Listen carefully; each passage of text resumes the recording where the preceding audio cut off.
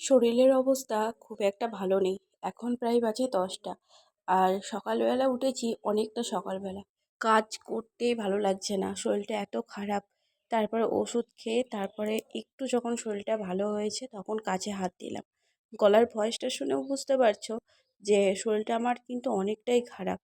বাড়ির বউদের বসে থাকলে হবে না। যতই শরীর খারাপ হোক, যতই যাই হোক। তো আমি যদি বসে থাকি তাহলে কি করে চলবে? তো সেই সব ভেবে সেই সব কথা চিন্তা করে আবার কাজে হাত দিয়ে ফেললাম।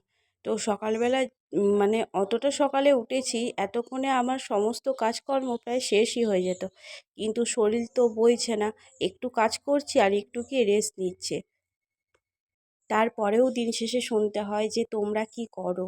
বাড়ির বউয়েরা যা করে বা বাড়ির মেয়েরা যা করে তার অর্ধেক কাজ যদি একটা পুরুষ করতে পারতো তাহলে কিন্তু তারা বুঝতে পারতো যে আমরা কি করি না করি।